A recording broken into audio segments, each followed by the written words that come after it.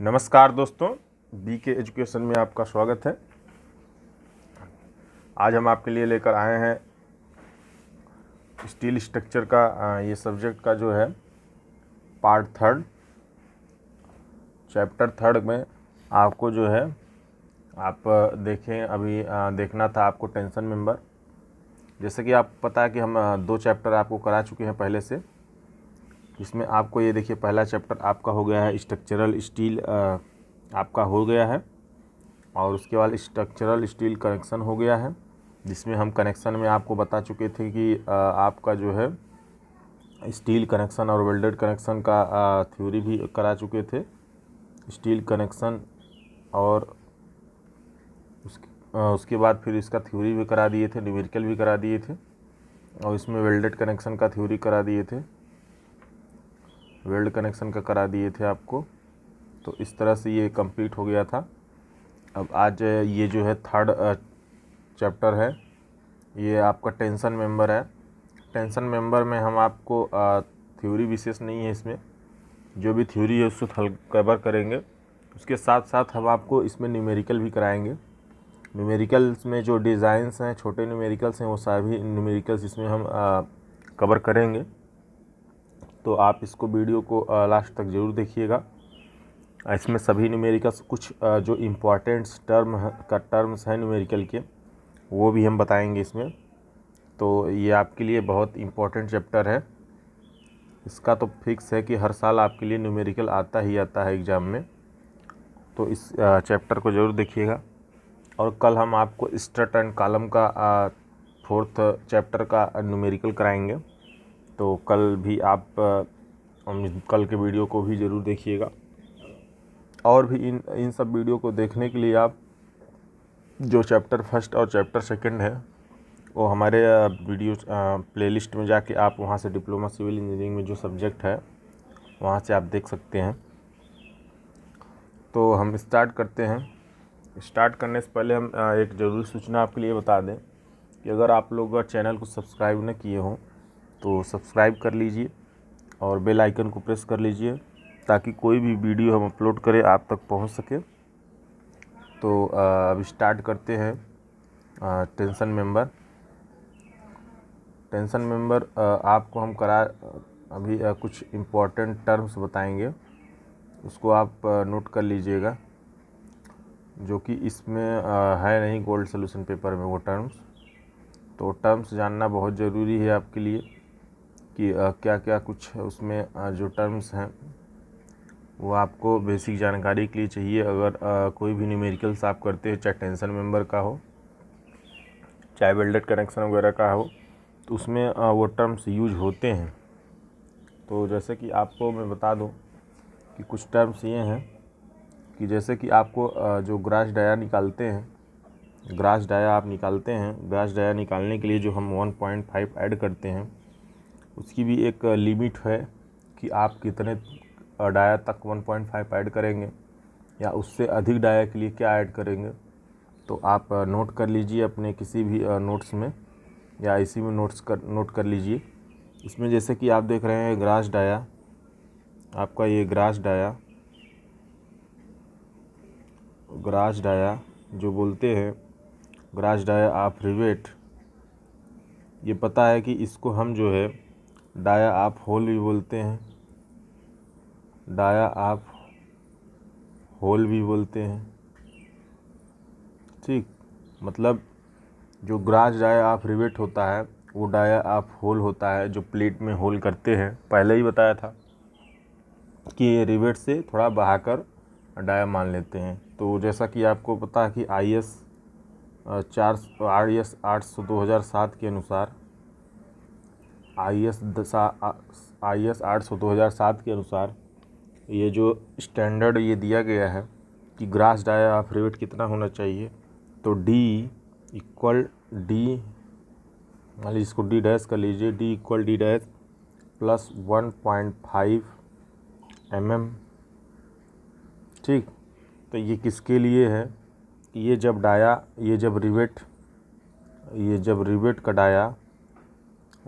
Dia is greater than या equal to is less than और equal to 25 mm, is less than और equal to 25 mm, जब rivet का dia 25 के बराबर या 25 से कम हो तब हम d इक्वल डी प्लस 1.5 करेंगे, तब हम 1.5 ऐड करेंगे, तब वो ग्रास डाया निकलेगा।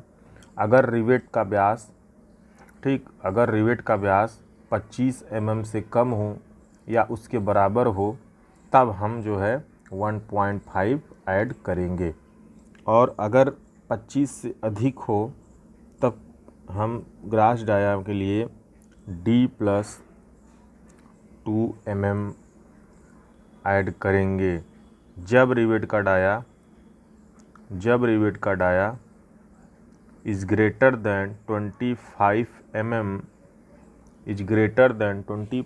mm, तब जो है 2 mm ऐड करेंगे। सपोज दैट एग्जाम्पल के लिए रिवेट का डाया मान लो दे रखा है, रिवेट का डाया दे रखा है 18 mm, ठीक। तो हमको ग्रास डाया कितना होगा, ये ग्रास डाया हमारा हो जाएगा 18 प्लस 1.5 mm, ठीक। तो ये कितना हो जाएगा 19.5 mm। ये इसलिए ग्रास डाया ऐड करते हैं। पहले भी बताया था मैं कि जो रिवेट का डाया है, अगर रिवेट का डाया मान लो 18 है और 18 का ही हम होल कर दिए प्लेट में, तो उसमें हम तो इजीली वो लग तो जाएगा आपका रिवेट, लेकिन जब उसको पीटेंगे तो उसका जो सैंक होता है रिवेट का, सैंक भी बता चुके हैं पहले चैप्टर में कि सैंक और हेड किसको कहते हैं, तो आप ये भी जानना ज़रूरी है आपके लिए सैंक किसको कहते हैं। तो ये देखिए जैसे ये कोई रिवेट होता है इस तरह से, ठीक, ये इसका हेड होता है, इसमें जो निचला भाग होता है इस तरह से ये रिवेट होता है, तो ये इसको सैंक बोलते हैं, इसको सैंक बोलते हैं, और इसको हेड बोलते हैं, मतलब शीर्ष इसको बोलते हैं, इसको सैंक बोलते हैं। तो जो सैंक है वो अगर 18 mm का है और 18 mm का डाया हमारा है तो क्या होगा, उसमें क्या करेंगे, जब डाल के और उसके बाद जब उसको पीटेंगे ऊपर से जो थरेंगे अगर, तो उसमें क्या होगा, उसका डाया इंक्रीज करेगा। जब उसमें स्पेस ही नहीं है तो क्या वो डाया इंक्रीज करेगा, इंक्रीज ही नहीं करेगा, तो वो सही से थरा नहीं पाएगा और पैक्ड नहीं हो पाएगा। तो इसलिए हम ग्रास डाया बनाते हैं, जो रिवेट है रिवेट के व्यास से थोड़ा बढ़ाकर, ये जिसे 1.5 ऐड कर दिए, 2 mm ऐड कर दिए, तो उसमें क्या करेंगे कि रिवेट का व्यास थोड़ा सा बढ़ाकर तब हम डाया आप होल करेंगे। तो जो डाया आप होल होगा वही हमारा ग्रास डाया आप रिवेट होगा, ठीक। तो ये आपको समझ में आ गया होगा। तो ये आप समझ सकते हैं कि ग्रास डाया निकालने के लिए कैसे करेंगे। अगर नॉर्मल डाया 18 है तो 1.5 ऐड कर देंगे तो 19.5 ग्रास डाया निकल जाएगा। इसी तरह से अगर ग्रास डाया रिवेट का व्यास अगर 20 mm है, सॉरी अगर मान लो 26 mm है, तो क्या करेंगे कि 26 प्लस 2 mm, तो ये जो है 26 2 28 mm हो जाएगा। तो जब 25 mm के बराबर हो या उससे कम हो तो 1.5 ऐड करेंगे, और 25 mm से एबव हो तब हम जो है आपको 2 mm ऐड करेंगे। तो ये चीज़ आपको ध्यान होना बहुत ज़रूरी है। अब सपोज दैट अगर आपको इसमें जो है रिवेट का डाया न दिया हो, मान लीजिए डिजाइन कर रहे हैं टेंशन मेंबर, उसमें रिवेट का डाया प्लेट रिवेट का डाया दिया ही नहीं है, तो रिवेट का डाया कैसे निकालेंगे। तो एक बार इसका एक फार्मूला है, जो एम्पिरिकल फार्मूला है उसको आप देख लीजिए। इस फार्मूले का नाम है अनुविन्स फार्मूला, अनुविन्स फार्मूला, ठीक। ये अनुविन्स फार्मूला है, इसको आपको याद कर लीजिए। जहाँ भी आपको डाया मानना है तो ऐसे कैसे मान लेंगे, कोई हो सकता है 15 मान ले, कोई 20 मान ले, और जो 15 मानेगा वो फेल हो जाएगा। अगर 20 माना तो सही, मतलब आपको उसमें न्यूमेरिकल जो डिज़ाइन करेंगे उसमें आपका सेफ हो जाएगा। तो अगर एक स्टैंडर्ड लेना है तो लेने के लिए कुछ तो आधार मिलेगा हमको। तो एक अनुविन फार्मूला है, अनुविन फार्मूला में आप पुट करिए वैल्यू और आपको वहाँ से जो डाया रिवेट का लेना है वो मिल जाएगा। तो ये डी एम एम इक्वल ये 6.05 रूट में टी एम एम।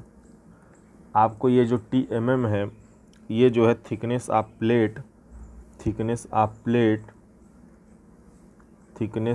प्लेट ये कहीं नोट कर लीजिएगा जो मैं बता रहा हूँ अलग से। ये उसमें अभी ज़रूरत पड़ेगा, मैं न्यूमेरिकल कराऊँगा, ठीक। तो thickness of plate in mm, thickness of plate in mm, ठीक। तो ये फार्मूला है D = 6.05 और Tmm रूट में Tmm थिकनेस ऑफ प्लेट। तो ये 6.05 D की जो होगा ये वैल्यू आपकी mm में आएगी। तो ये हमारा निकलेगा डाया ऑफ रिवेट, ठीक, इन mm। इस तरह से रिवेट का व्यास इक्वल 6.05 रूट में Tmm मतलब जो प्लेट है उसकी मोटाई, ठीक। तो ये हो गया आपका अनविन्स फार्मूला। अगर जब डाया न दिया हो रिवेट का और हमको निकालना है तो वहाँ पे प्लेट की थिकनेस ज़रूर दी होगी, तो उसको हम पुट करेंगे। सपोज़ दैट कि ये देखिए 6.05 रूट, अब यहाँ पे मान लो 10 दे रखा है, तो क्या अब इसको जो है 10 का रूट निकाल लेंगे, जो वैल्यू आएगी वो हमारा जो है थिक डाया ऑफ रिवेट हो जाएगा। तो अब हम चलते हैं टेंशन मेंबर के न्यूमेरिकल पे। तो इसमें किस तरह से डिज़ाइन करना है इसके पहले एक और आपको इम्पोर्टेंट मतलब बता देते हैं क्या बहुत ज़रूरी है आपके लिए। तो उसके लिए आप एक देख लीजिए कि जो भी इसमें हम प्लेट में जो होल करेंगे उसमें कौन कुछ टर्म्स होते हैं, इस टर्म्स को क्या क्या कहते हैं वो थोड़ा सा एक बार देख लीजिए। सपोज़ दैट कि आप कोई प्लेट है, उस प्लेट को आपको आप में 2 मेंबर हैं उसको ऐड करना है, ठीक।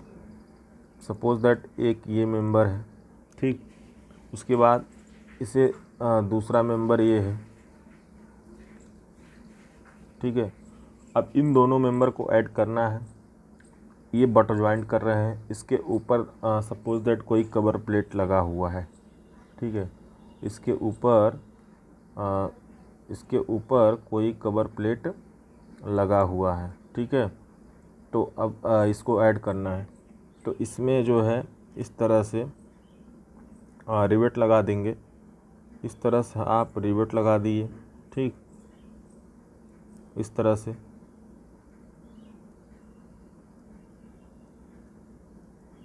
इस तरह से हम रिवेट लगा दिए और इस पे ये लोड P लग रहा है, इस पे ये लोड P लग रहा है, ठीक। तो कुछ टर्म्स है मैं उसको बता रहा हूँ, उसको आप याद कर लीजिए।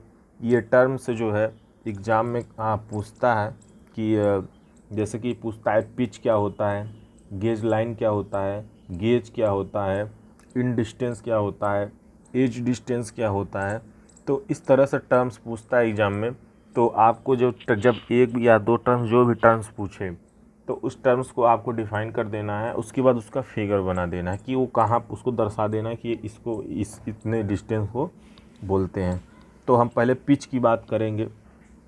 पिच आपका ये होता है कि जो आप ये होल करते हैं, ये होल कर रहे हैं, इस होल के बीच के जो डिस्टेंस होगा ये डिस्टेंस को आप पिच बोलेंगे, ठीक। आप इसको फिगर बना लीजिए अलग से। इस डिस्टेंस को पिच बोलेंगे। तो इसका डेफिनेशन क्या हो जाएगा कि जो पैरेलल इसमें जो डिस्टेंस होगा, एक जो लोड लग रहा है उस लोड के पैरेलल, ये लोड इधर लग रहा है, इस लोड के पैरेलल जो 2 रिवेटों के बीच का जो डिस्टेंस होगा वो हमारा पिच कहलाएगा, ठीक है। जैसे ये 2 रिवेट है, इसके सेंटर टू सेंटर जो डिस्टेंस होगी वही लेना है। इस तरह से सपोज दैट ये बोल्ट है, ये रिवेट है और एक दूसरा रिवेट है। तो इसके सेंटर टू सेंटर डिस्टेंस होगा, इसका सेंटर टू सेंटर डिस्टेंस कहाँ होगा, इस पे होगा, इस तरह से सेंटर टू सेंटर। तो ये जो सेंटर टू सेंटर डिस्टेंस होगा वही हमारा पिच कहलाएगा, ठीक। वही हमारा पिच कहलाएगा। और इंड डिस्टेंस जो होगा, इंड डिस्टेंस जो होगा, ये इंड डिस्टेंस होगा इस तरह से, ठीक है, इस तरह से हमारा इंड डिस्टेंस होगा, ठीक। तो ये इंड डिस्टेंस होगा, ये प्लेट के जो जहाँ से प्लेट ख़त्म हो जाता है वहाँ से लेके ये डिस्टेंस जो होती है उसको बोलते हैं इंड डिस्टेंस, ठीक। इंड डिस्टेंस ये आप ध्यान दे लीजिए, ठीक।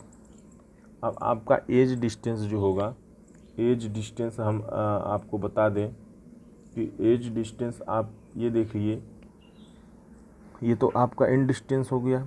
एज डिस्टेंस यहाँ से यहाँ तक होता है, जो रिवेट करेंगे उसके बाद यहाँ से प्लेट ख़त्म हो जाती है, तो इसको बोलते हैं एज डिस्टेंस। अगर ये ना क्लियर हो तो आप फिर से वीडियो रिवाइज करके देख लीजिएगा। तो ये आपका इंड डिस्टेंस हो गया, मीन्स जहाँ से प्लेट ख़त्म हो जाती है तो वहाँ से इंड डिस्टेंस। और इस चौड़ाई के शेप में जहाँ से प्लेट इंड होती है, एज इंड होता है, उसको एज डिस्टेंस। इनकी जो डिस्टेंस लेंगे वो सेंटर टू सेंटर डिस्टेंस ही लेंगे, इस तरह से जैसे यहाँ पे ले रहे हैं। तो ये आपका हो जाएगा इंड डिस्टेंस, एज डिस्टेंस। अब गेज देखें तो गेज सेम पिच का उल्टा रहता है इस तरह से, ठीक। वो पैरेलल था, ये परपेंडिकुलर होगा, वो पैरेलल था, ये परपेंडिकुलर होता, तो ये हो गया गेज, ठीक। ये हो गया आपका गेज। तो इस तरह से आपको ये टर्म्स क्लियर होने चाहिए, ठीक। अगर एग्ज़ाम में पूछ लेगा तो आपको इस टर्म्स को डिफ़ाइन करके वहाँ पे इसका फिगर बना दीजिएगा, तो आपका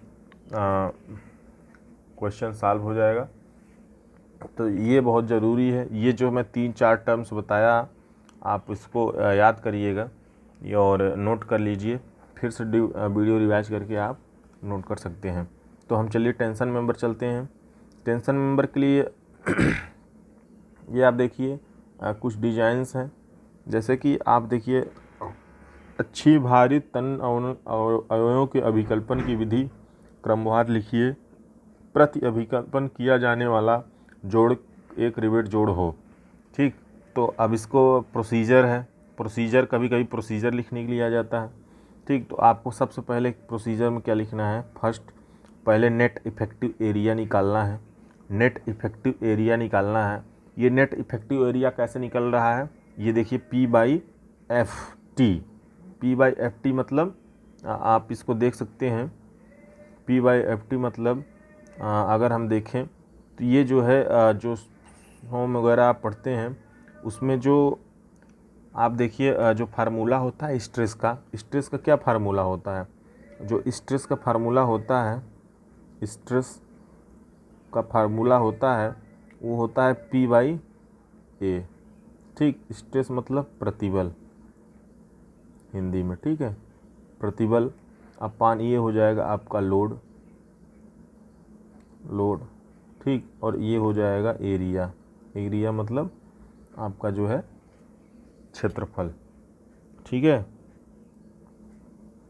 तो स्ट्रेस इक्वल लोड अपान एरिया। जो ये लोड लगेगा, जो ये प्लेट पे लोड लगेगा वही इसकी स्ट्रेंथ हो जाएगी जॉइंट की, यहाँ पे वही स्ट्रेंथ हो जाएगी, लोड ही, ठीक। ये स्ट्रेंथ हो जाएगी इसकी यहाँ पे स्टील में। तो ये सोम में जो स्ट्रेस अपान लोड अपान एरिया रहता है वही यहाँ पे निकालना है। तो ये क्या किया है, एक्सचेंज कर दिया है, ठीक। एरिया को इधर लाया है, स्ट्रेस को इधर, तो P अपान FT है। FT मतलब जो आपका अनुज्ञेय प्रतिबल है वो है, ठीक। Stress permissible stress. तो ये आपको नेट इफेक्टिव एरिया आपको यहाँ से ऐसे निकालना है, ठीक। पहला स्टेप ये हो गया।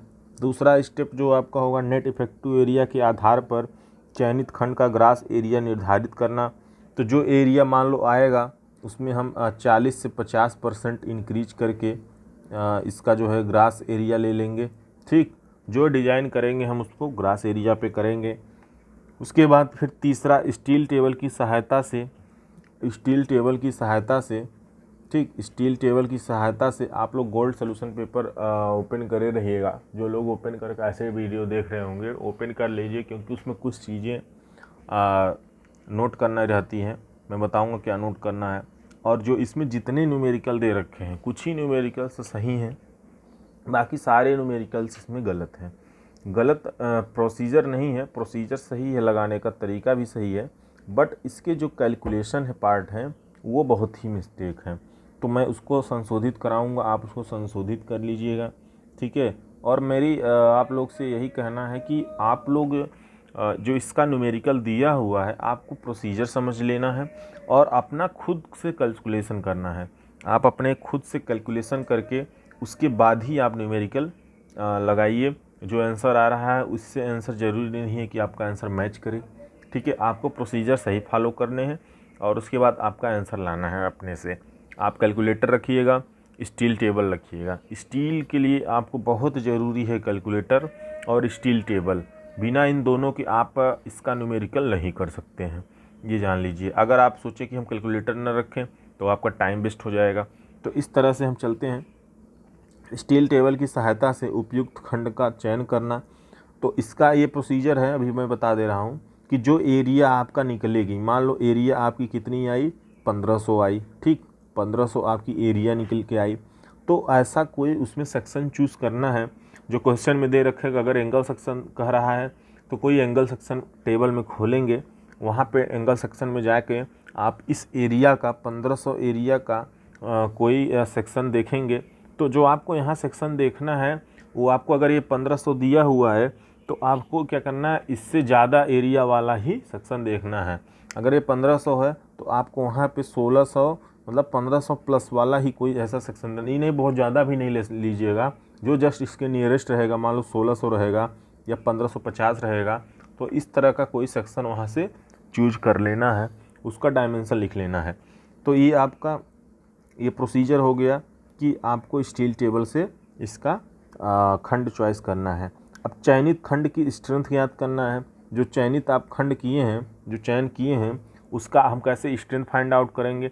अभी हम इसका डिज़ाइन करवाएंगे तो वहाँ पे ये प्रोसीजर जो है फॉलो करेंगे, ठीक है। तो जब प्रोसीजर फॉलो करेंगे तो आपको समझ में आ जाएगा किस तरह से प्रोसीजर फॉलो हो रहा है। तो चयनित जो खंड है उसका हम स्ट्रेंथ निकालेंगे, ठीक है। स्ट्रेंथ जैसे निकालेंगे अभी हम देख लेंगे कैसे स्ट्रेंथ निकाल रहे हैं। उसके बाद फिर यदि चयनित खंड की सामर्थ्य आने वाले भार से कम है तो फिर से ग्रास डाया मानकर खंड का चयन करेंगे, थोड़ा बढ़ा के तक करेंगे। इसलिए आप हमेशा जो खंड चॉइस करिएगा, जो सेक्शन चॉइस करिएगा स्टील टेबल से, वो इस एरिया से ज़्यादा एरिया का होना चाहिए, नहीं तो फेल कर जाएगा और आपको फिर से पूरी डिजाइन करनी पड़ेगी। तो ये आपका हो गया। और 6वां नंबर है उपांगों मेंबर के घटकों एवं गजेट प्लेट की मोटाई आधार प्लेट पर रिवेट व्यास निश्चित करना, ठीक है। तो वहाँ पे आपको रिवेट व्यास निश्चित करेंगे कि कितने गजेट प्लेट लगाने हैं, अगर उस मेंबर में गजेट प्लेट लग रहा है, ठीक। तो रिवेट वैल्यू ज्ञात करना, आपको रिवेट वैल्यू ज्ञात करने के लिए मैं बताया था अभी पिछले टर्म्स में कि आपको दो चीज़ निकालना पड़ेगा। एक शियर स्ट्रेंथ निकालना पड़ेगा, ठीक, और दूसरा बियरिंग स्ट्रेंथ निकालना पड़ेगा। तो उन दोनों में से जो वैल्यू कम होगी वही हमारा रिवेट वैल्यू कहलाएगा, ठीक। और आवश्यक रिवेटों की संख्या, तो ये आपको आवश्यक रिवेटों की संख्या जो निकालनी है, नंबर्स ऑफ रिवेट, वो पी अपान रिवेट वैल्यू, पी जो लोड लग रहा है, रिवेट वैल्यू जो यहाँ से हम फाइंड आउट करेंगे, ठीक। तो ये हो गया आपका अरेंजमेंट ऑफ रिवेट। तो आप अरेंजमेंट ऑफ रिवेट का चित्र द्वारा प्रदर्शित करना। तो आप अरेंजमेंट ऑफ रिवेट किस तरह से रिवेट लगाने हैं, मान लो 6 रिवेट आ गया, 6 रिवेट को किस तरह से लगाने हैं वो आपको अरेंजमेंट उसमें करना पड़ेगा। तो ये आपका कंप्लीट पूरा डिज़ाइन है, इसको याद कर लीजिएगा क्या क्या स्टेप्स हैं। उसी अगर आपको स्टेप पता रहेगा तभी जो है आप न्यूमेरिकल्स को कर पाएंगे। तो चलिए हम न्यूमेरिकल्स पे चलते हैं, ठीक है। यही टेंशन मेंबर का ये भी आप डिज़ाइन करने का जो दूसरा क्वेश्चन है, यही प्रोसीजर है इसमें, ठीक। तो हम आप सीधे न्यूमेरिकल्स चलते हैं जो आपके लिए बहुत ज़रूरी है। तो न्यूमेरिकल्स पे तो को न्यूमेरिकल चलिए।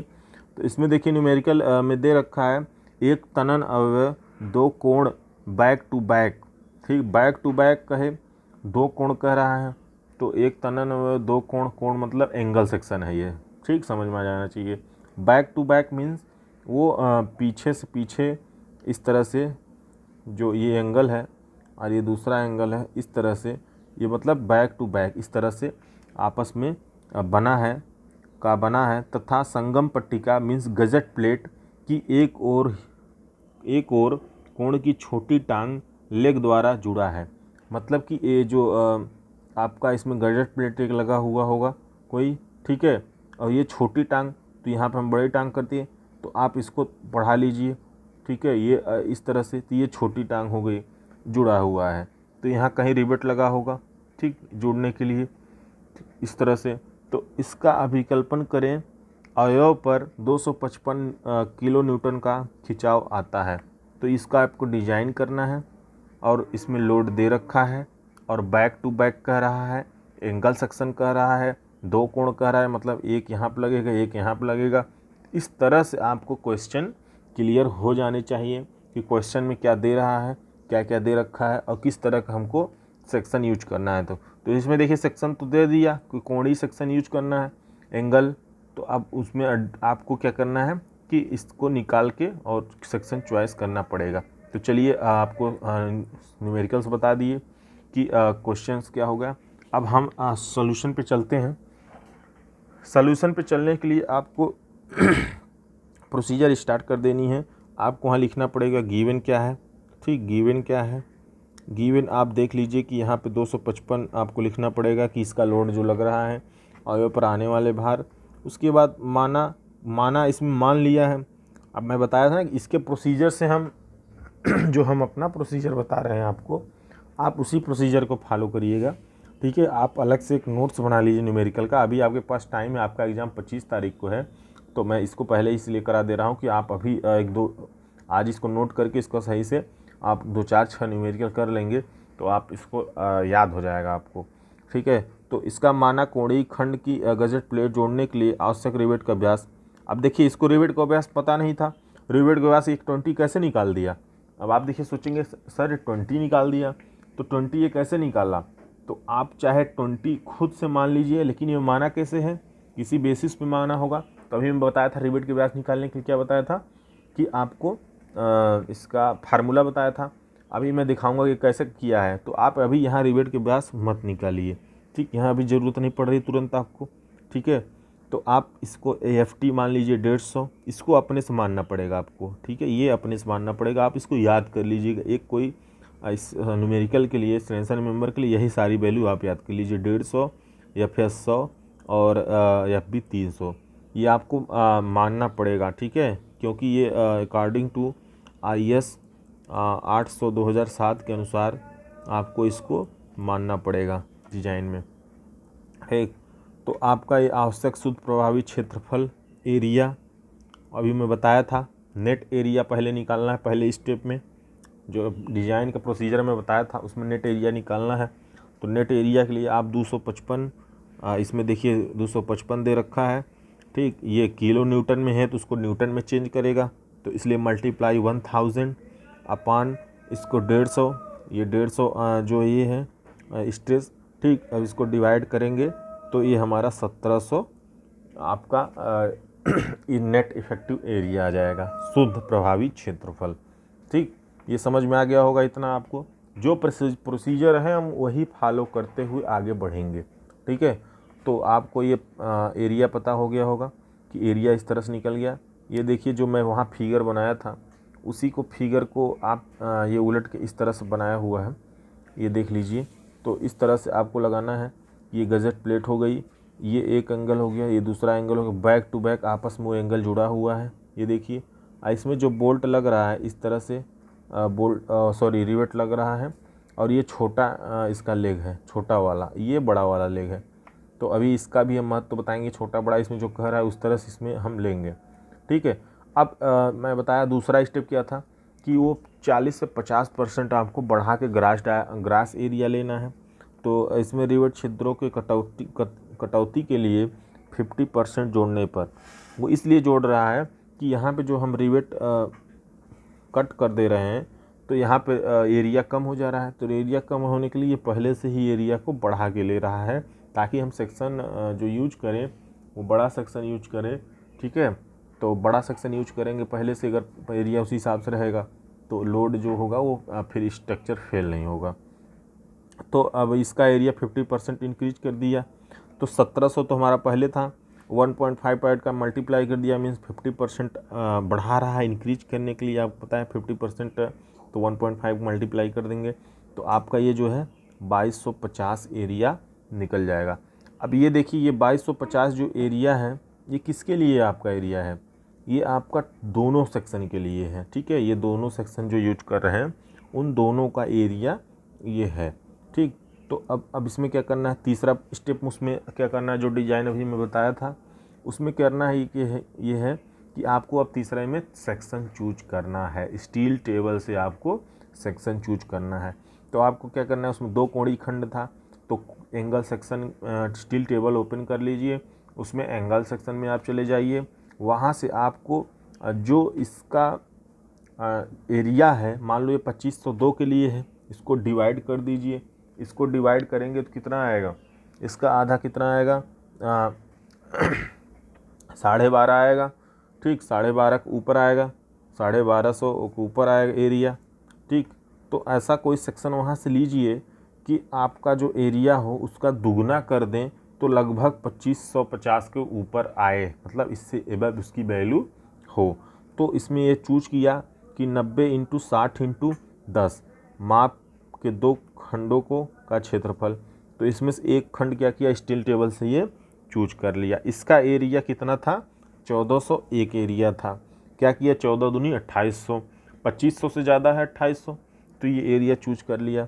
अब इसमें क्या किया, 2 का मल्टीप्लाई किया कि देखा कि 2 का मल्टीप्लाई करने पे इसका जो है वैल्यू 2802 हो जाएगा। तो इस तरह से ये सेक्शन चूज कर लिया। अब जो सेक्शन हम चूज करेंगे उसमें हम L1, L2 और T मानेंगे। L1 मीन्स इसकी लेंथ जो एक लेग अटैच्ड होगा, L1 वही होगा जो रिवेट से लेग अटैच्ड होगा, मीन्स रिवेट्स के द्वारा वो लेग बंधा होना चाहिए। ठीक, वो हम L1 मानेंगे। L2 मानेंगे 90। ये कोई ज़रूरी नहीं है कि ये जैसे इसमें छोटा वाला है इसलिए इसकी छोटी वैल्यू है। अगर ये कहता कि लेग जो है बड़ा वाला अटैच्ड था तो ये L1 90 हो जाता। ठीक, तो ये इसके अकॉर्डिंग है जिसके अकॉर्डिंग उसमें अटैच्ड है रिवेट से, ये ध्यान देना है आपको। ठीक, और L2 जो है 90 है। किसी क्वेश्चंस में ये L1 90 ले रखेगा जो ज़्यादा वाली वैल्यू है, वो इसलिए कि क्वेश्चन में दे रखा है कि छोटा लेग जो है अटैच्ड होना चाहिए, और उसमें जो है अगर कह देगा कि बड़ा लेग अटैच्ड होना चाहिए तो L1 की वैल्यू 90 हो जाती कुछ क्वेश्चंस में। तो ये भी आपको थोड़ा सा ध्यान देना है। तो ये हो गया आपका L1 और L2। T आपको दे रखा है कि 10 mm, तो ये 10 mm जो थिकनेस है वो आपको अटैच होगी। यहाँ पे देखिए वही चीज़ लिख रखा जो मैं बताया, क्योंकि छोटी टांग संबंध है इसलिए L1 की वैल्यू 60 ले रखा है। ठीक, तो आप इसमें सेक्शन चूज कर लीजिए यहाँ से। अब उसके बाद क्या करना है कि आपको इसकी स्ट्रेंथ निकालनी है। चौथे स्टेप में क्या करना था, स्ट्रेंथ निकालनी है। अभी स्ट्रेंथ निकालने के लिए बता रहे हैं। अब इसमें हमको पहले क्या करना है कि नया एरिया अब निकालना पड़ेगा। नया एरिया अब देखिए ये निकाला है। नया एरिया निकालने के लिए हम आपको क्या करना है कि डी की आवश्यकता पड़ेगी। अब यहाँ पे हमको डी की आवश्यकता पड़ेगी तो हम डी यहाँ पे निकालेंगे, या पहले ही वहाँ पे निकाल लीजिए। वहाँ पहले निकाल नहीं सकते, वो तो ऐसे ही मान लिया 20 mm भाई गोल्ड सोल्यूशन पेपर है। तो यहाँ पे क्या करना है, जो टी आया है 10 mm, अब टी को यहाँ पे अनविन फार्मूला में अप्लाई कर दीजिए। अभी मैं बताया था अनविन फार्मूला बताया था 6.05 और रूट में TMM। देखिए कोई भी चीज़ अपने ऐसे अंदाज से नहीं मान सकते हैं, वो कोड के अकॉर्डिंग माने थे, यहाँ पे ये फार्मूले के अकॉर्डिंग अभी लेंगे। तो 6.05 रूट में अब 10 mm। ठीक, तो इसको जब हम कैलकुलेट करेंगे तो ये लगभग 19 दशमलव कुछ आएगा वैल्यू। ठीक है, 19 दशमलव कुछ वैल्यू आएगा। तो 19 mm का तो रिवेट मिलता नहीं मार्केट में, तो आपको क्या करना है कि 20 mm का रिवेट इसको मान लेना। इससे कम नहीं लेना है, ज़्यादा ही बढ़ा के लेना है। ठीक है, तो 20 mm का रिवेट वही वहाँ पे लिया था, 20 mm का रिवेट। तो ऊपर ही वो, इसके बाद आप यहाँ पे इस प्रोसीजर को लिख दीजिएगा। यानी मीन्स फार्मूला लगा के। उसके बाद फिर आप इसमें क्या करिएगा कि ग्रास डाया ये आप नोट कर लीजिए, ठीक है। जो भी चीज़ अगर आप नोट नहीं कर पा रहे हैं तो उसको वीडियो को रोक कर पॉज करके आप उसको देख सकते हैं, नोट कर सकते हैं, ठीक है। तो आप ये देखिए ग्रास डाया फिर लीजिए, इसका ग्रास डाया यहाँ पे लीजिए आप, ये देखिए 20 + 1.5 तो ये हो जाएगा 21.5। ये आपको समझ में आ गया होगा कि किस तरह से हम इसको ले रहे हैं। तो अब हम इसका एरिया पे चलते हैं। एरिया निकालने के लिए A1 के लिए, ठीक, जो A1 है उसके लिए हम निकालेंगे। तो A1 के लिए आप देखिए L1, जो L1 लेंथ है, ठीक। उसके बाद D -D करेंगे, -T/2 × T। ये इसलिए कर रहा है कि जो L1 है, ये थोड़ा सा देख लीजिए फिगर एक बार, जो L1 है, ये L1 इसकी ये लेंथ है, ठीक, ये L1 लेंथ है, और ये जो लेंथ है ये L2 लेंथ है, ठीक, ये L2 लेंथ है। L1 में -D इसलिए कर रहा है क्योंकि यहाँ पे ये देखिए जो होल किए हैं तो उतना एरिया कम हो जाएगा, तो इसलिए -D। T/2 इसलिए कर रहा है कि ये जो, या तो आप इसको टोटल यहाँ तक ले लीजिए, यहाँ तक, ठीक, या तो आप इससे कम लीजिए, या तो फिर इसको कम करना पड़ेगा आपको, ये वाली जब एरिया निकालने लगेंगे। तो इसलिए ये हाफ ही तक ले रहा है थिकनेस इसकी, तो इसलिए जो है हम T/2 करेंगे, सब में T/2 करेंगे, ठीक। तो ये आपको समझ में आ गया होगा। मल्टीप्लाई T इसलिए कर रहे हैं कि आपको 2 डायमेंशन चाहिए एरिया निकालने के लिए, तो एक थिकनेस और एक लेंथ, ठीक। तो ये T का इसलिए मल्टीप्लाई कर रहा है। तो आपको 60 हो गया L1, D की वैल्यू 21.5 और T का 10/2, तो आपको ये 335 इसका एरिया A1 निकल जाएगा। उसके बाद आपको एरिया A निकालना है, ठीक, एरिया A निकालना है, तो L2 या आप A2 कर लीजिए, A नहीं होगा, देखिए यही सब मिस्टेक्स है, तो इसको आप सुधारते रहिए, नहीं तो बाद में आपको डाउट बन जाएगा। ये जो है एरिया A2 हो जाएगा, ये एरिया A2 हो जाएगा, ठीक। इसको आप L2, L2 देखिए जो एरिया A2 है उसमें कोई डाया लग नहीं रहा है, तो वो सिंपल है, तो इसलिए उसमें डाया हम नहीं माइनस करेंगे। L2 - 10/2 850 एरिया आ गया। अब इसमें क्या करना है, स्ट्रेंथ निकालने के लिए हमको ये जो फार्मूला है, ये फार्मूला 2 याद करना पड़ेगा, ठीक। ये K की वैल्यू, अब ये K कहाँ से आ जा रहा है, ये फार्मूला आप वहाँ पे देखिएगा इस तरह से। A नेट एरिया निकालने के लिए, एक फार्मूला है, ठीक। फिर से A नेट निकाल रहे हैं, वहाँ पे A नेट किससे निकाले थे, लोड के अकॉर्डिंग। यहाँ पे जब सेक्शन मान लिए, उस सेक्शन का एरिया निकालेंगे, ठीक, उसके द्वारा A नेट निकालेंगे। A नेट जब निकाल लेंगे तो उसमें जो है हम मल्टीप्लाई करेंगे किससे, ये देखेंगे कि जो पुराना एरिया था वो एरिया और जो अभी निकाले हैं उससे वो कम है कि ज़्यादा है, ठीक है। तो वो अगर कम रहेगा तो समझो हम सेफ में हैं, ठीक। तो वही हम नेट एरिया इसलिए निकाल रहे हैं। तो A नेट जो हम निकाल रहे हैं वो देखिए A1 इस तरह से, इसका फार्मूला A1 + A2 × K, ये फार्मूला है A नेट निकालने का कैलकुलेशन के द्वारा, ठीक। इसमें K की वैल्यू जो होगी वो K की वैल्यू अलग अलग जो खंड है उसके हिसाब से 2 वैल्यू इसकी होती है। अगर आप ध्यान दे लीजिए, अगर ये जो कोड़ी खंड है, ठीक है, अगर ये कोड़ी खंड मान लीजिए डबल है, ठीक, अगर डबल है तो क्या होगा 5A होगा, अगर ट्रिपल है तो 3 होगा। ये देखिए ये डबल कोड़ी खंड था, आपस में बैक टू बैक जुड़ा था, तो K की वैल्यू कितनी है, ये देखिए K की वैल्यू कितनी है, ये आप देख लीजिए, K की वैल्यू आप देख लीजिए, ये 5A1, ठीक। तो अगर डबल कोड़ी है, डबल कोड़ी में जैसे ये गजेट प्लेट है और एक इस तरह से इसमें ऐड है और एक इस तरह से ऐड है, तो इसमें जो K की वैल्यू होगी वो ये होगी, K की वैल्यू 5A1 / 5A1 + A2। अगर यही सिंगल होता, मान लो गजेट प्लेट है, केवल यही जुड़ा होता, इस तरह से एक ही खंड होता, तो इसमें जो K की वैल्यू होगी वो K की वैल्यू चेंज हो जाएगी, वो के की वैल्यू क्या होगी, ये होगी, ये क्वेश्चन में ये दूसरे वाले में दे रखा हुआ है 3a1/3a1 प्लस a2। अगर डबल खंड है तो ये वैल्यू के की होगी। इस तरह से इसको निकालेंगे। तो ये दोनों वैल्यू आपको याद कर लेना है। कभी कभी क्या होता है कि ये के की ही वैल्यू डायरेक्ट पूछ लेता है टिक मार्क करने के लिए, हाँ, तो इसको आपको टिक मार्क कर देना है। कभी कभी एग्जाम से में ये पूछ लेता है, जो आप अभी आगे चल के प्रिपरेशन वगैरह करेंगे वहाँ पे पूछ लेता है कि स्टील में जो टेंशन मेंबर में कोणीय खंड है, डबल के लिए क्या वैल्यू होगी और सिंगल के लिए क्या वैल्यू होगी। तो डबल के लिए 5a1/5a1 प्लस a2 और सिंगल के लिए k = 3a1/3a1 प्लस a2। तो इसमें क्या करना है, तो इसको पुट कर देना है वैल्यू को, ठीक। तो 5 × 335 अपान ये करके, तो इसका 0.66 इसका वैल्यू आ जाएगा, ठीक है। इसको अब पुट करना है किसमें, ये ए नेट में। ए नेट अभी बता दिए थे, ए नेट = a1 प्लस a2 के, इसमें 335 प्लस 850 प्लस 0.6, ठीक। तो इसकी वैल्यू जो आएगी वो 896 आएगी। 896 mm² आ गई। कौन सा आ गया, जो हम दोबारा डिजाइन किए उसका एरिया। और हम वहाँ पे ये केवल किसका आया है, किसी ये जो सेक्शन का आया है।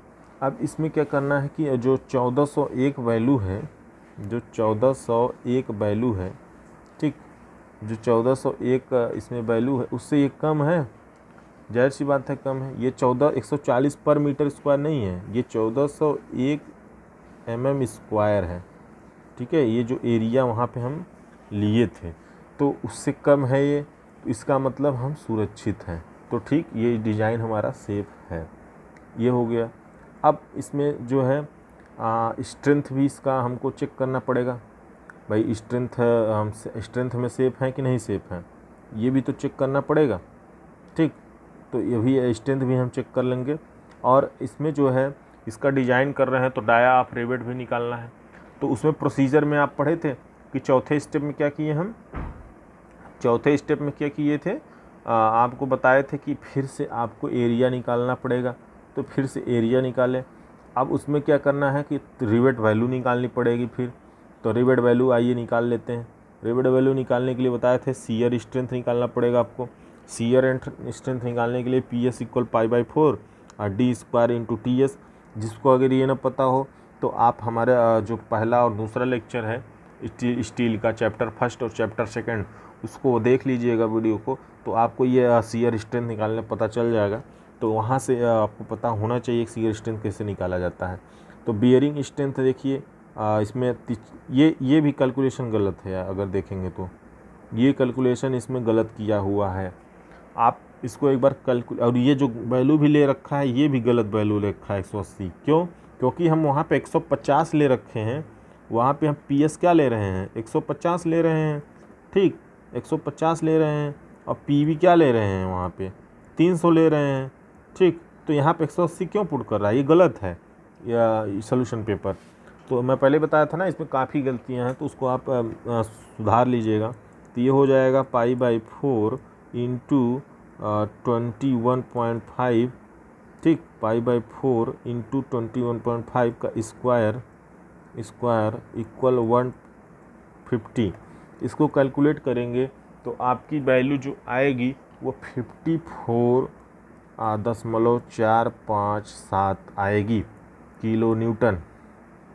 ये टोटल वैल्यू आएगी, उसमें 3 अंक के बाद दशमलव लगाइएगा, किलो न्यूटन में हो जाएगा, ठीक है, वो न्यूटन में वैल्यू आएगी। तो ये हो गया आपका, नोट कर लीजिए इसको 54 ये वैल्यू आंसर नहीं आएगा, ये भी गलत है, ठीक है। अब हम चलेंगे शियर स्ट्रेंथ निकाल गया आपका 54.457। अब हम इसमें चलेंगे बियरिंग स्ट्रेंथ के लिए। बियरिंग स्ट्रेंथ के लिए आप फार्मूला लगाइए। अब बियरिंग स्ट्रेंथ ये वाला वैल्यू सही है, ठीक। इसको कैलकुलेट करेंगे तो 64.5 आ जाएगा 5। तो इसमें दोनों में से जो वैल्यू कम होगी वही रिवेट वैल्यू हो जाएगी। तो दोनों में जो कम होगी ये भी गलत है। दोनों में क्या होगा 54.457, ये अभी हम निकाले थे। तो ये हमारा जो है वैल्यू आ जाएगी। अब रिवेट की जो संख्या होगी, रिवेट की संख्या निकालेंगे।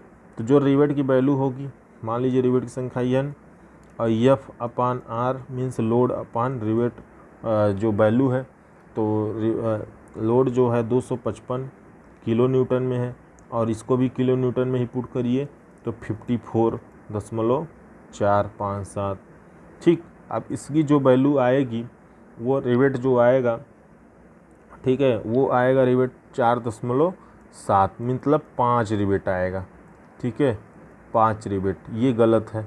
ठीक, ये भी गलत, ये भी गलत है। तो इस तरह से जो है आपको पुट करना है, ये जो हम बता दिए आपको। तो ठीक, आपको उसमें संशोधित कर लीजिए। ये क्वेश्चन इसमें जो कुछ न्यूमेरिकल्स हैं वो गलत हैं काफ़ी। तो इस तरह से आपको प्रोसीजर चलने हैं। तो क्या करना है, रिवेट वैल्यू निकाल लिए 5वें स्टेप में। ठीक, अब इसको जो स्ट्रेंथ है उसको चेक करेंगे। स्ट्रेंथ जो है चेक करेंगे, स्ट्रेंथ सेम वही फार्मूला यहाँ पे फिर लगाएंगे। तो जो वहाँ पे हम आप लगा रहे थे कि स्ट्रेस इक्वल, पहले लगा रहे थे स्ट्रेस इक्वल पी अपान एरिया। ठीक, तो अब स्ट्रेस इक्वल एरिया हमको लोड चेक करना है ना, नया वाला लोड। तो नया वाला लोड चेक करने के लिए 2 सेक्शन है, तो 2 896 150 प्रतिबल। तो कितना आ गया हमारा 268.8 आ गया। मीन्स इससे ज़्यादा लोड है पहले से, अगर दे देंगे तो नहीं फेल होगा। तो इसका मतलब 255 इस पर लाइक कर रहा है, इसका लोड इससे अधिक होना चाहिए 255 से हमेशा। तो ये भी सुरक्षित है। तो आपका ये न्यूमेरिकल समझ में आ गया होगा। ठीक, तो इसमें 2-3 स्टेप्स हैं, इसको याद कर लीजिए। जो मैं डिज़ाइन का स्टेप्स बताया सेम वही है। ठीक, जिस तरह से जो वैल्यू निकालनी है उस तरह से ही आपको वैल्यू निकालनी है सभी में। अगर आपको ये क्वेश्चंस ना समझ में आया हो तो आप इसको फिर से रिवाइज़ करके फिर से देख लीजिए। ठीक है, 1 बार 2 बार देख लीजिए। अगर फिर भी ना समझ में आया तो आप हमें कमेंट बॉक्स में कमेंट करिए। ठीक है, तो उसको हम जो है आपको फिर से एक बार समझाने की कोशिश करेंगे। ठीक, तो इस तरह से आपको संशोधित करके आगे बढ़ना है। तो ठीक है, चलिए नेक्स्ट क्वेश्चन पे चलते हैं। नेक्स्ट क्वेश्चन जो होगा हमारा सेम उसी तरह से इसमें है। इसमें क्या करना है कि कुछ चीज़ें निकालनी, वो तो हमें डिज़ाइन एक बता दिया आपको, पूरा प्रोसीजर है डिज़ाइन करने का। ठीक है, तो आपको उसको डिज़ाइन कर लेना है। अब जो नेक्स्ट क्वेश्चन है इसमें क्या करना है कि पहले से डिज़ाइन नहीं करना है, तो पहले से सेक्शन दे रखा है। इसमें जो है रिवेट की स्ट्रेंथ, रिवेट जोड़कर इसकी सामर्थ्य की गणना करने के लिए कह रहा है। तो अभी हम पता है कि उसमें सामर्थ्य निकाले थे, अभी सेक्शन लिए थे। तो ये देखिए सेक्शन ले रखा हुआ है। सेक्शन मान लीजिए वो उस न्यूमेरिकल का, पहले वाले न्यूमेरिकल का आधा इसमें करना है। ठीक, तो यहाँ पे सेक्शन दे रखा है, तो सेक्शन मिल गया हमको। ठीक है, खंड को एक तनन अवयव के रूप में जो है। तो अब बता दिए ना, आपको 1 लिखा हुआ है, आप देख लीजिए सोल्यूशन पेपर में। तो वहाँ पे 2 था, यहाँ पे 1 है। इसकी लंबी टांग देखिए, यहाँ पे लंबी टांग जुड़ा हुआ है। ठीक, 16 mm व्यास रिवेटों द्वारा जोड़कर उपयोग किया। वहाँ छोटी टांग जुड़ा हुआ था और यहाँ पे लंबी टांग जुड़ा हुआ है। तो इसमें क्या करेंगे फिर, अब वैल्यू देखिए यहाँ पे चेंज हो जाएगी। यही चीज़ मैं पहले ही बता चुका था आपको कि कहीं ये आपको डाउट ना होने लगे। ठीक, तो अब देखिए यहाँ पे इसको वैल्यू को लिख लेना है कि L1 90 हो गया। 90 इसलिए हो गया क्योंकि यहाँ लंबी टांग जुड़ा हुआ है। और L2 क्या हो गया, 60 हो गया, चेंज हो जाएगा। और F ये T हो जाएगा आपका 8 mm। ठीक, 8 mm हो जाएगा। ये F नहीं T होगा, तो ये 8 mm हो जाएगा। और यहाँ पे देखिए जो डायर है उसको निकालना नहीं है आपको प्लेट के थ्रू, क्योंकि यहाँ पर डायर दे रखा है। अगर ये डायर ना देता तब हम तुरंत अनुविंस फार्मूला अप्लाई कर देते, अनुविंस फार्मूला अप्लाई कर देते। ठीक है, और ये दे रखा है तो हमको निकालने की ज़रूरत नहीं है। ठीक है, तो अब ये देखिए आपको ग्रास डायर निकाल लीजिए 17.5। उसके बाद फिर आपको एरिया इसका निकाल लीजिए। A1 निकालेंगे, L1 माइनस DT/2, तो ये आपको 548 आ जाएगा। 90 माइनस 17.5, 8/2 मल्टीप्लाई 8, तो आपको 548 आ जाएगा। A2 निकालने के लिए आपको L2 60/T/2 इंटू 8, 448, तो ये आपको पता चल गया। अब A नेट निकालना ही है भाई। A नेट निकालेंगे तभी तो आप स्ट्रेंथ निकाल सकते हैं। तो आप ये देखिए इसमें K की वैल्यू निकालिए। K की वैल्यू निकालने के लिए बताए थे कि ये 3A1। अब इसमें कैसे आ गया आपको ये भी बताए थे कि 3A1 इसलिए आ गया कि वहाँ पे एक कोणीय खंड की बात कह रखा है, इसलिए 3A1 आ गया। दो कोड़ी की बात कर सकता तो 5a1 वाला फार्मूला आ जाता। तो इसको निकालेंगे तो ये जो है हमारा जो वैल्यू आएगा उसको आप देख सकते हैं। तो इसकी वैल्यू 0.785 है, 0.785 है के की वैल्यू। ठीक है, तो अब हम नेक्स्ट चलते हैं इसमें आगे। इसमें आगे चलेंगे तो ये देखिए क्या किया है, जब एरिया निकल गया तो टोटल एरिया इसका कितना हो गया, टोटल एरिया इसका कितना हो गया अभी देखते हैं। तो ये क्या है, शुद्ध नेट इफेक्टिव एरिया निकाला है। ठीक, ए निकाला A1 प्लस KA2। ठीक, इसमें वैल्यू पुट कर दिया 548 प्लस 0.786 मल्टीप्लाई 448। ठीक, तो ये हो गया हमारा 900 आ ही जाएगा इसका। ठीक है, मान लीजिए mm²। अब यहाँ तक ही निकाल के छोड़ दिया, क्या स्ट्रेंथ निकाला? नहीं निकाला, क्योंकि ये क्या है, हम बताए थे ना सोल्यूशन पेपर है गोल्ड, तो इसमें ज़रूर मिस्टेक रहेगा ही, नहीं रहेगा तो फिर मतलब ही क्या रह जाएगा आपका लेने का। ठीक, तो ये जो है इसमें यहाँ तक निकाल, लेकिन इसके आगे भी ये न्यूमेरिकल जाएगा, इसमें नहीं कराया है तो आप इसको करिए, इसमें नोट कर लीजिए यहीं पे बगल में। ठीक है, यहीं पे बगल में आप इसको नोट कर लीजिए। तो इसके बाद इस और जाएगा ये, अभी स्ट्रेंथ निकालना है हमको, तो स्ट्रेंथ अब इसमें निकालिए। ठीक है, इसमें स्ट्रेंथ निकालिए, जो मैं बताया था फार्मूला था। ठीक है, लोड अपान एरिया वाला फार्मूला बताया था, वही यहाँ पर अप्लाई करिए। स्ट्रेंथ इक्वल स्ट्रेस मीन्स प्रतिबल इक्वल क्षेत्रफल। ठीक, ये फार्मूला अप्लाई कर लीजिए, लिख लीजिए इसको। ठीक है, 150 और उसके बाद 900। ठीक, उसके बाद ये जो है आपका 135 किलो न्यूटन आंसर आ जाएगा। ठीक है, स्ट्रेंथ ये इसमें नहीं दे रखा है, आप इसको नोट कर लीजिए, मैं फिर से बता दे रहा हूँ आपको, ये सोल्यूशन पेपर में नहीं दे रखा है ये स्टेप।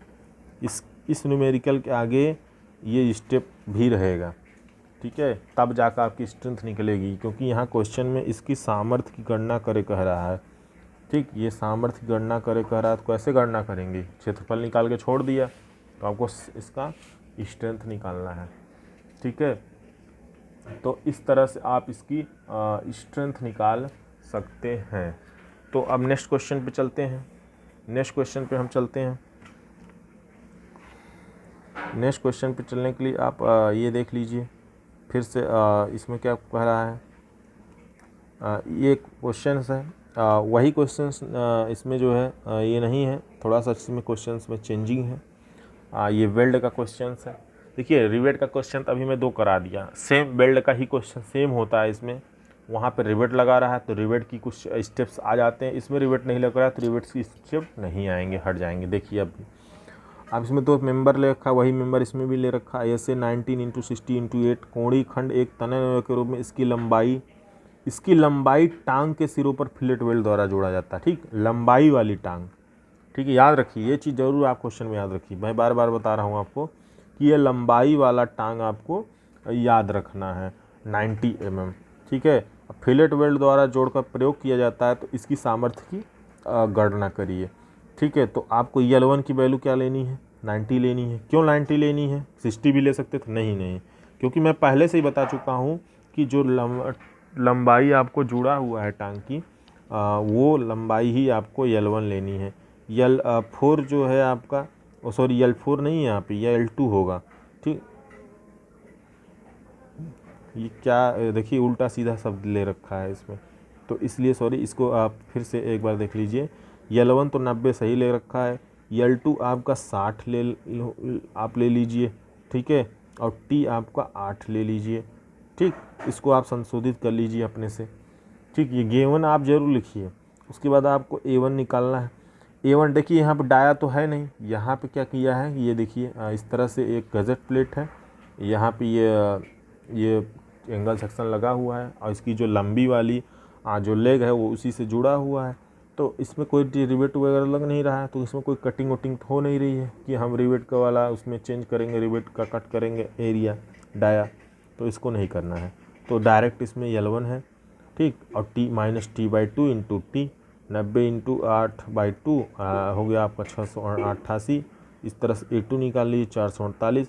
ठीक, अब आपको क्या करना है, इसका जो है क्योंकि एक सेक्शन जुड़ा हुआ है तो एक के लिए खंड जो क्षेत्रफल है उसको भी निकालना है। तो ये वाला आप छोड़ दीजिए, अभी ये फार्मूला अप्लाई करिए, यहाँ से ये वैल्यू निकाल लीजिए 3A1 ठीक, कोण एक ही सेक्शन है ना, एक ही कोणी है ना, एक ही कोणी तो जुड़ा हुआ है, एक लिखा है का कोणी खंड एक तनन अवयव, तो एक ही इसमें लगा हुआ है तो एक ही निकालना है। तो 3 वाला फार्मूला लगा के निकाल लिए।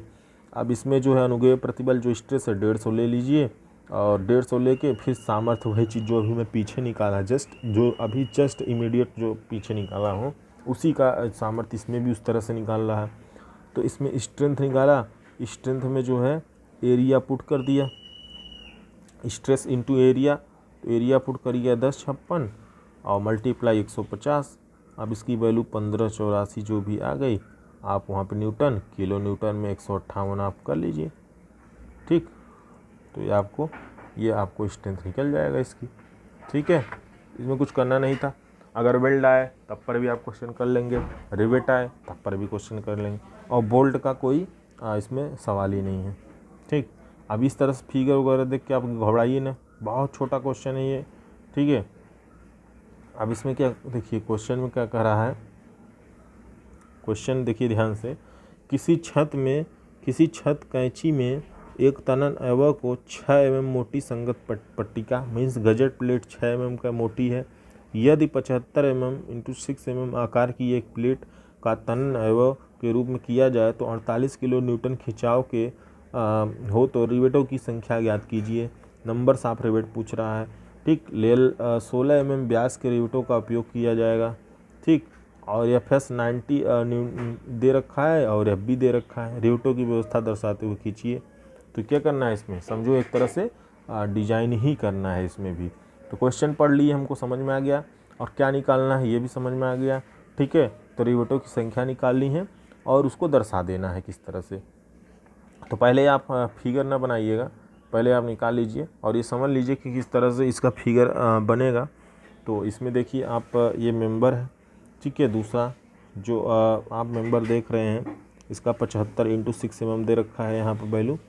ठीक, तो ये 75 इस तरह से, और 6 mm इसकी थिकनेस, लंबाई तो जितनी भी आप ले जाएं अलग बात है। गजेट प्लेट जिसकी थिकनेस 8 mm दे रखी हुई है। ठीक, अभी क्या है, इसको इसी से अटैच है, यहाँ पे रिवेट 3 लगा रखा है। 3 ये रिवेट कैसे लगाया है अभी हम दिखाते हैं, वहाँ 3 रिवेट आया होगा, कैसे आया होगा वो अभी देख लीजिए।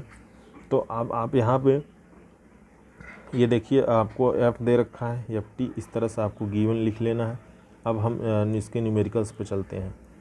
ठीक, अब ये जो T है 6 mm दिया है, B 75 mm दिया है। क्या करना है, इसको सीयर स्ट्रेंथ पहले निकालेंगे।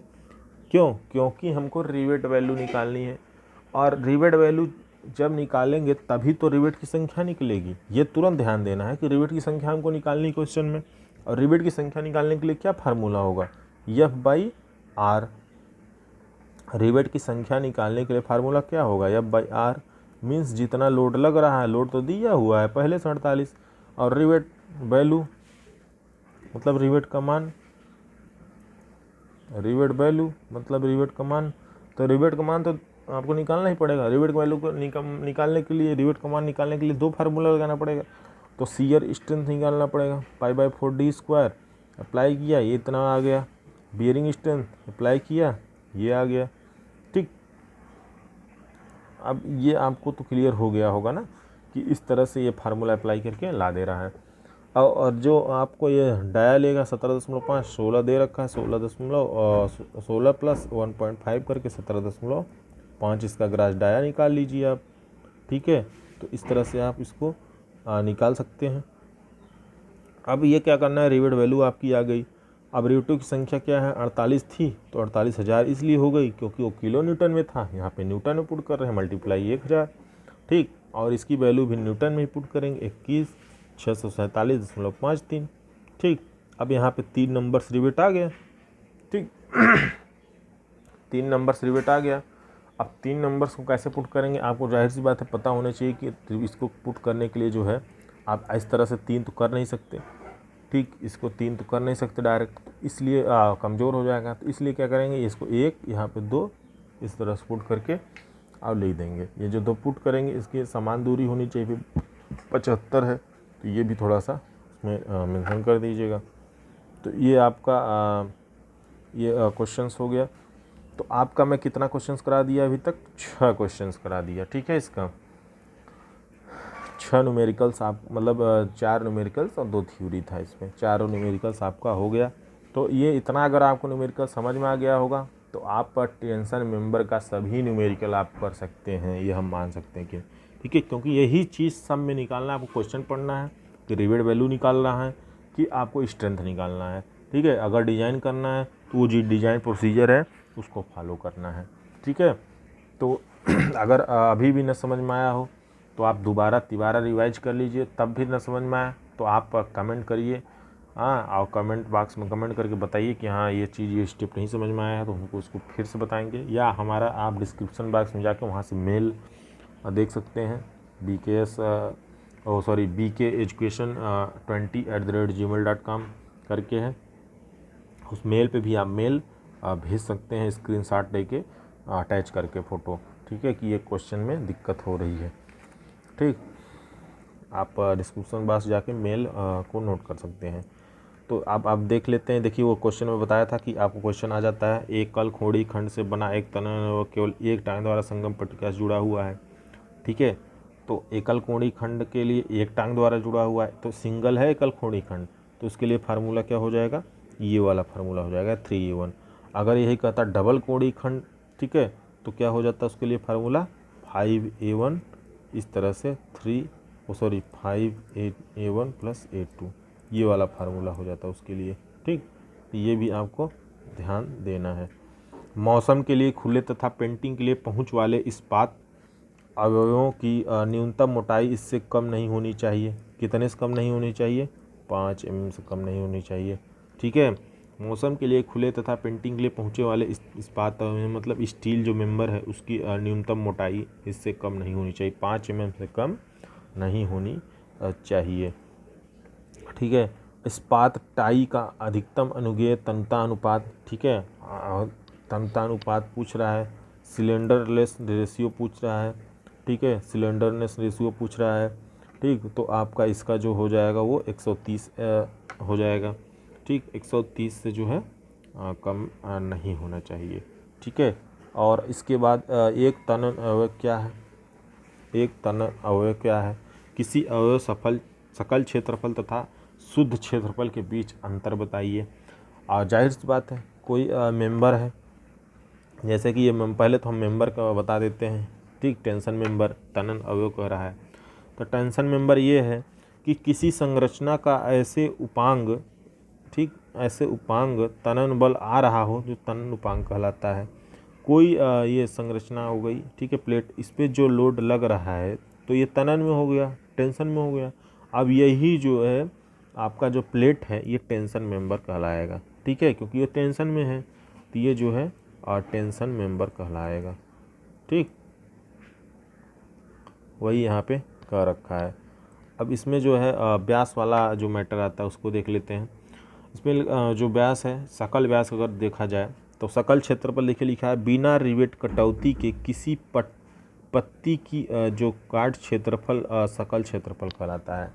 सपोज दैट ये प्लेट है, ये ही प्लेट मान लीजिए, अगर इसका टोटल जो क्षेत्रफल अगर हम निकाल दें, जो टोटल क्षेत्रफल आएगा वही हमारा क्या होगा, सकल क्षेत्रफल होगा, बिना रिवेट की कटौती के। जो रिवेट लगाएंगे उसको छोड़ दीजिए, तो ये हो जाएगा सकल क्षेत्रफल, ये हो जाएगा ग्रास एरिया, ठीक है।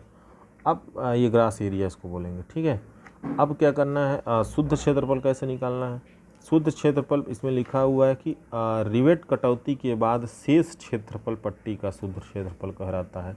जैसे मैं हर क्वेश्चन में निकालता था एरिया, तो क्या करता था, वहाँ पे हम माइनस कर देते थे, -d, ठीक है। तो -d जब करेंगे तो वो क्या हो जाएगा, नेट एरिया हो जाएगा। देखिए यहाँ पे शुद्ध क्षेत्रफल निकालने के लिए क्या किया है, b - nd, नंबर्स dnd क्यों किया है, n क्या है, रिवेटों की संख्या है, और d रिवेट व्यास, मान लीजिए ये प्लेट है, ठीक। अब इसमें ये डाया लगा हुआ है रिवेट, ठीक है। अब रिवेट कर लगा तो इसका होल करेगा, उतना दूर का एरिया कट हो जाएगा, ठीक, प्लेट में। तो यहाँ क्या करेंगे, B माइनस एन डी क्या होगा, यहाँ पे 1 हो जाएगा। D की वैल्यू जो होगी वो होगा P की वैल्यू है 1, क्यों होगा, क्योंकि एक डाया है। अगर यही 2 डाया होता तो यहाँ पे 2D हो जाता, ठीक है। तो ये जो है 2D हो जाता। तो इस तरह से B माइनस एन डी, तो ये क्या होगा, जब उसके बाद जो क्षेत्रफल इसका निकलता वो शुद्ध क्षेत्रफल मीन्स नेट एरिया निकलता, ठीक है। तो ये आपको समझ में आ गया होगा। अब हम 9वें क्वेश्चन पे चलते हैं, ठीक है। 9वें क्वेश्चन पे चलते हैं, उसके बाद हम फिर जो है ये जो न्यूमेरिकल्स है उसको आप करिएगा। जो भी अगर दिक्कत होगी, 9वां भी न्यूमेरिकल आप इजली कर सकते हैं, ठीक है। इसमें क्या करना है, कुछ करना नहीं है। इसमें जो सेक्शन है उसको देख के उसका एरिया लिख लेना है, ठीक। उसका एरिया लिखने के बाद आपको क्या करना है कि इसमें पुट करके इसका शियर स्ट्रेंथ वगैरह निकाल देना है। तो एक बार देख लेते, नहीं तो आपको दिक्कत हो सकती है। तो 9वां क्वेश्चन में हम चलिए, किसी छत की कैंची अवयव के रूप में 2 लिखा है, 2 कोणीय खंड लिखा होगा, ठीक है। 80, 50, 6 संगम पट्टिका जिसकी मोटाई 8 mm, दोनों ओर पीठ से पीठ सटाकर, जो पहला वाला क्वेश्चन, सबसे पहला वाला जो क्वेश्चन था उसी तरह से ये है, ठीक है। इस पर 71 किलो न्यूटन का सीधा भार लग रहा है, जोड़ की शक्ति चली रिवेटों की संख्या ज्ञात कीजिए। रिवेटों की संख्या पूछ रहा है। रिवेटों की संख्या निकालने के लिए क्या करना पड़ेगा, हमको रिवेट की वैल्यू फाइंड आउट करनी पड़ेगी। और रिवेट की वैल्यू फाइंड आउट करने के लिए हमको जो स्ट्रेंथ निकालनी है वो स्ट्रेंथ निकालेंगे। रिवेटों की संख्या ज्ञात करेंगे, रिवेट वैल्यू फाइंड आउट करनी पड़ेगी। लोड दे रखा हुआ है 71, ठीक है। तो इस तरह से इसमें रिवेट की वैल्यू फाइंड आउट कर लेंगे। ये स्टील टेबल से आपको ये सेक्शन पे जाना है, ठीक है। इसका जो एरिया है वो एरिया यहाँ से फाइंड आउट कर लीजिए, ठीक। और आप अपने से एफएस और एफबी मान लीजिए कि कितना हुआ। लोड यहाँ पे दे रखा हुआ है, ठीक। अब आपको क्या करना है कि इसका जो निकालना है स्ट्रेंथ, इसको निकाल लीजिए स्ट्रेंथ, ठीक है। आपको वहाँ से एरिया लिखने को ऐसा कोई मतलब है नहीं, ठीक है। ये एरिया स्टील टेबल पे जाकर वहाँ लिखने का कोई मतलब नहीं है, ये वहाँ इसकी ज़रूरत ही नहीं पड़ेगी, क्योंकि आपको स्ट्रेंथ पूछ रहा है तो स्ट्रेंथ सीधे निकाल सकते हैं आप, ठीक है। तो वो रिवेट वैल्यू, तो स्ट्रेंथ निकाल लीजिए, आप फार्मूला लगा दीजिए 2 × π/4 18.61। अब ये हुई वही बात, ठीक है, कि ये कैसे निकाल रहा है। अब आपको डाउट में आ जाएगा कि सर कैसे निकाल रहा है। तो आप यहाँ पे देखिए, ये जो थिकनेस है 8 गजेट प्लेट वाली, ये वाली क्यों नहीं ले रहा है, ये 6। ये जो अनविन्स फार्मूला आप अप्लाई करिए, अनविन्स फार्मूला आप अप्लाई करिए, ठीक है। आप अनविन्स फार्मूला अप्लाई करिए, ठीक। और वहाँ पे आप देखिए कि क्या निकल रहा है वैल्यू, जो आपका वैल्यू आ रही है, क्या निकल रहा है वैल्यू रिवेट की, डाया की, जो अनविन्स फार्मूला में है। तो आप 6.05 रूट में आप अप्लाई करिए, कितना 6 करेंगे, तो 6 करेंगे तो 14.8 आ रहा है। तो ये गलत हो जाएगा, और गलत इसलिए होगा क्योंकि ये 2 व्यास है। अगर गजेट प्लेट की व्यास ज़्यादा दे रखा है और जो एंगल है उसका गजेट प्लेट का जो थिकनेस है वो ज़्यादा है किसकी अपेक्षा, जो एंगल सेक्शन की थिकनेस है। तो जो थिकनेस ज़्यादा होगी हम वही वाली थिकनेस कंसीडर करेंगे। तो इसमें देखिए 8 इसको अप्लाई कर दिए। अगर 6 पॉइंट इसमें अनविन्स फार्मूला में 6.05 रूट में 8 अप्लाई करेंगे, क्या थिकनेस गजेट प्लेट की, दोनों में से कोई कर सकते हैं, लेकिन कोई करने में ये होगा कि जो ज़्यादा होगा वही हमको अप्लाई करना पड़ेगा। तो ये 17.11 हो जाएगा, ठीक है। ये 17.11 हो जाएगा, यहाँ पर अप्लाई किया होगा ये देखिए 17.11 ग्रास डाया के लिए अप्लाई किया है, प्लस 1.5 कर रखा है, क्योंकि मैं बताया था कि अब ये क्या किया है कि 17 तो ये 17 का रिवेट थोड़े ना आता है मार्केट में, ठीक है। तो वहाँ पे मार्केट में हमेशा रिवेट हमेशा इसी सीरीज में आपको मिलेगा मार्केट में।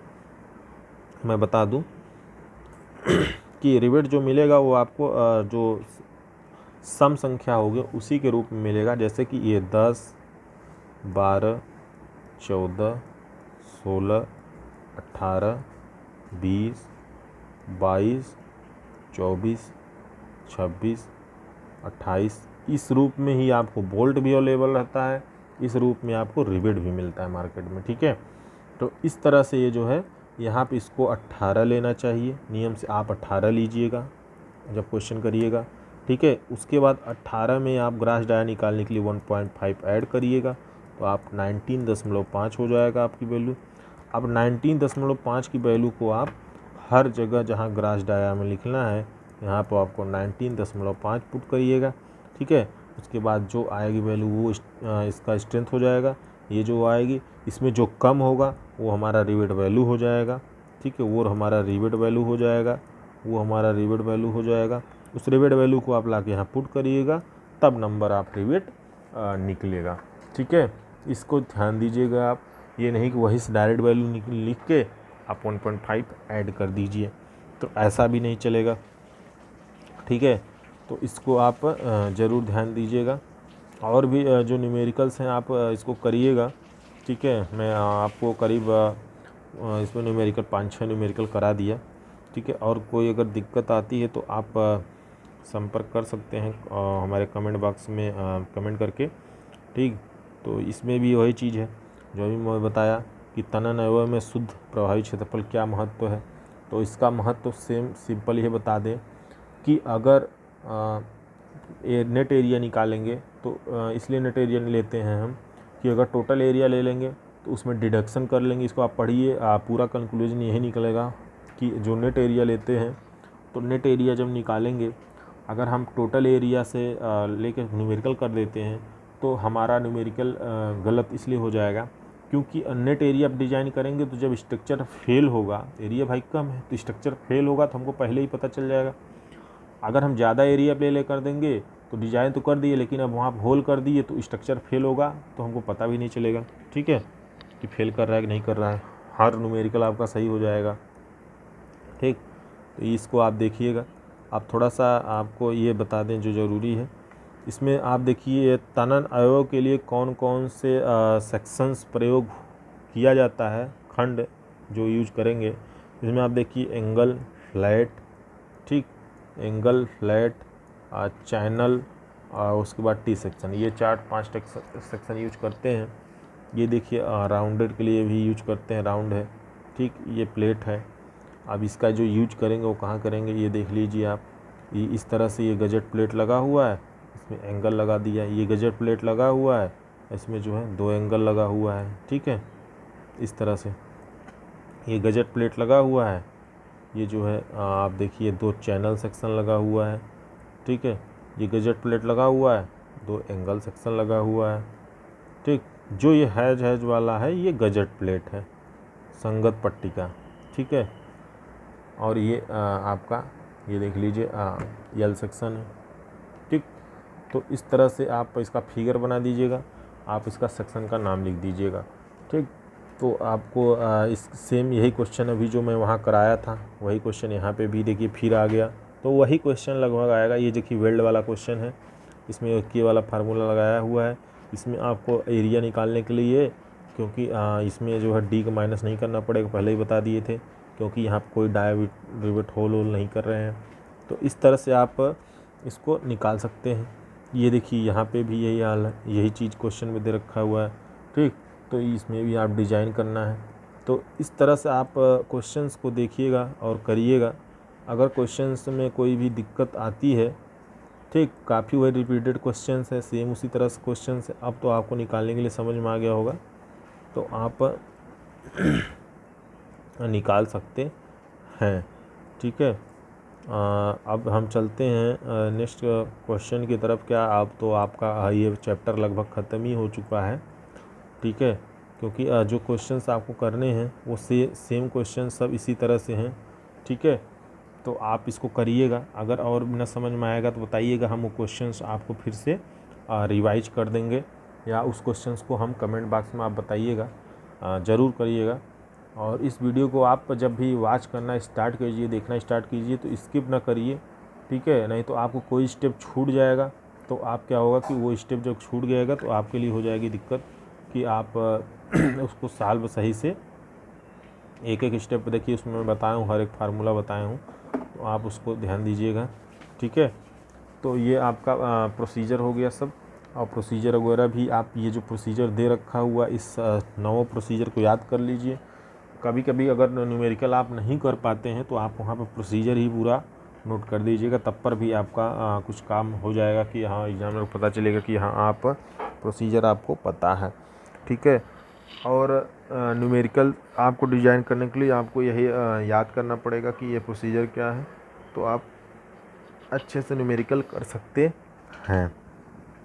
तो अगर आप चैनल को सब्सक्राइब नहीं किए हो तो चैनल को सब्सक्राइब कर दीजिए और लोगों तक इसको शेयर करिए। जो भी आपके फ्रेंड्स मित्र नहीं देख रहे हैं तो उनको बताइए कि ये न्यूमेरिकल्स हैं, ये आपके काफ़ी समझने लायक हैं, वो लोग अपना देख लें। और आपका एग्ज़ाम 25 तारीख से है तो अभी काफ़ी टाइम है आपके पास। तो हम अब कल आपको कॉलम में स्टार्ट करा देंगे 1 लेक्चर, उसके बाद 2 लेक्चर आपका, 2 लेक्चर और 3 बचेगा। तो आपका जो है हम जो आगे का लेसन चैप्टर्स है उसको करा देंगे, तो आपका काफ़ी कवर अप हो जाएगा। ठीक है, तो काफ़ी कवर अप हो जाएगा, आप के लिए आपके लिए हेल्पफुल हो जाएगा। तो ठीक है, ओके, थैंक यू।